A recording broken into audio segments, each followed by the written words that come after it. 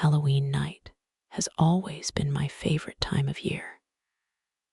I'm 32 now, but something about the crisp air, the smell of pumpkin spice, and the sound of kids laughing through their plastic masks still makes me feel like a kid myself. This story happened in 2021 when I was living in a small town outside Peoria, Illinois. It wasn't one of those picturesque movie towns, more like an aging neighborhood where most people kept to themselves, and the houses had too many dead leaves in the gutters. I just moved there after my divorce, looking for some quiet. I didn't know my neighbors yet, and honestly, I didn't really care to. But that Halloween, I learned something about this place that I'll never forget. I spent most of that evening handing out candy to kids, zombies, superheroes, tiny witches, you name it. It was comforting, normal.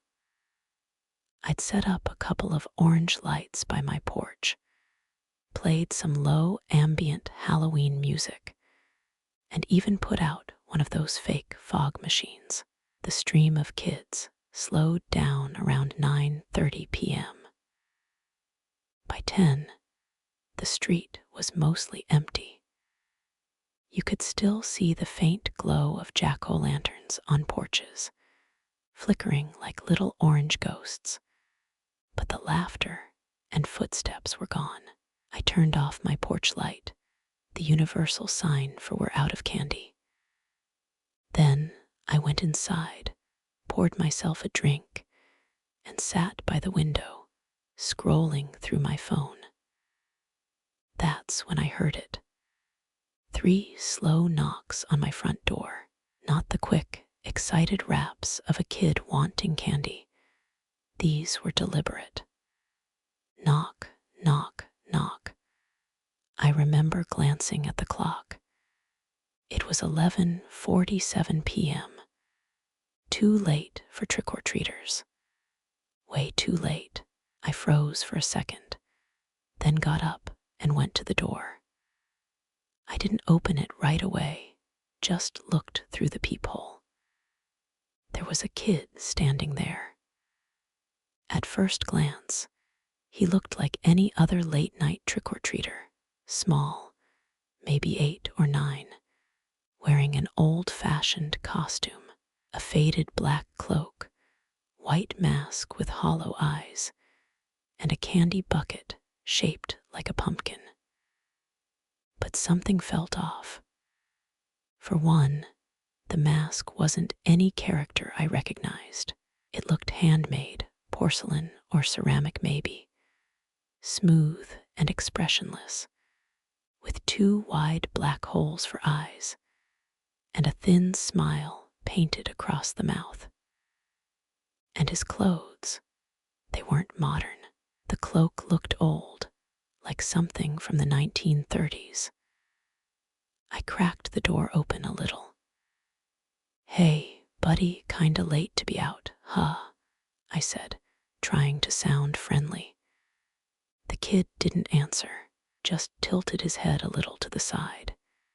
His bucket was empty. "Where's your parents?" I asked. Nothing. He just kept staring at me through those dark holes in the mask. Now, I'm not easily creeped out, but something about that stillness made the hairs on my arms stand up. I almost closed the door, but then I thought maybe he was lost, or maybe it was a prank. "All right, 1 sec," I said, and grabbed the bowl from the counter. There were a few mini Snickers left, so I dropped a couple into his bucket. Clink. He didn't move, didn't even flinch, just kept staring up at me. Then, in the quiet, I thought I heard him whisper something. It was faint, like a breath through the mask. "Do you remember me?" I froze. "What?" I asked. The kid didn't respond. I looked around the porch, no one else there, just him, standing perfectly still under the yellow porch light.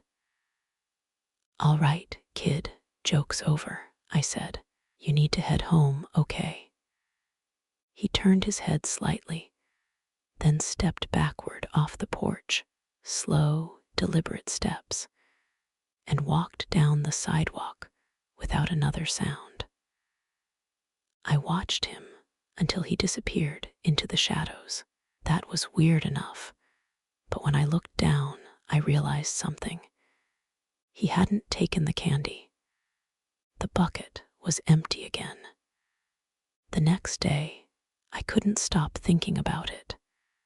The way that kid whispered, the old-fashioned costume, the cold, empty look of that mask. So I brought it up casually at the diner down the street. There was this older guy there named Tom, a retired cop who practically lived at that counter. When I mentioned the late trick-or-treater, he put down his coffee real slow. "Kid wearing a white mask?" he asked. I nodded. "Son," he said, "I think you saw the trick-or-treater of Maple Hollow." I laughed at first, but he didn't smile. He told me the story. Back in 1959, on Halloween night, a boy named Eddie Walsh went out trick-or-treating and never came home. His parents reported him missing the next morning. All they found was his candy bucket, lying empty in the street. For years, people in that neighborhood claimed they'd see him, always after midnight on Halloween. Same cloak, same mask, same empty bucket. The legend said that if he came to your door and you ignored him, bad luck would follow. But if you gave him candy, real candy, and said his name, he'd pass you by. But nobody ever remembered his name anymore. Fast forward to the next Halloween. I'd almost forgotten about the whole thing. Life had gone on. I'd started dating again, got a promotion, moved on. But that October, strange things started happening. I'd find my front door open in the morning, even though I knew I'd locked it. Once, I woke up to the sound of footsteps on the porch, but when I checked the camera, nothing. Just static. It all built up to Halloween night again. I told myself I'd stay calm, hand out candy like before, and not let my imagination get the better of me. Kids came and went. Costumes, laughter, the whole thing. But as the night grew later, I started feeling that same uneasy silence creeping in. By 11 p.m., I'd locked the door and turned off the lights. But then, you guessed it, knock, knock, knock. My heart sank. I didn't want to look, but I did. He was there. Same cloak, same mask, same empty bucket. But this time, there was something different. The mask looked cracked. A thin line running from the eye to the corner of the mouth, like it had been broken and glued back together. And behind those eye holes, I could swear I saw movement, like something shifting. I opened the door just a crack. "You again," I said, trying to keep my voice steady. He tilted his head, and I heard that whisper again. "Do you remember me?" My heart started pounding. "Eddie," I said, half as a joke, half out of fear. "Is your name Eddie?" He stopped moving. The air around me went cold, like see your breath cold. Then, slowly, he nodded. The bucket in his hand seemed to tilt forward on its own. the mouth of it gaping open. Without really thinking, I dropped a handful of candy inside. He stared for a few seconds, then turned around, same slow steps, and walked into the dark. I shut the door, locked it, and sat down, shaking. I thought it was over. It wasn't. Around 3:12 a.m., I woke up to a noise. It wasn't a knock this time. It was something dragging across the floor inside the house. I froze in bed, listening. The sound was coming from the hallway. Scrape, scrape, scrape. I grabbed the baseball bat I kept beside my bed and crept out. The air smelled faintly of dirt. The front door was open, and on the floor, just inside the threshold, was the same candy bucket, empty again. My heart dropped. I looked outside, but the street was empty. That's when I saw movement at the end of the driveway.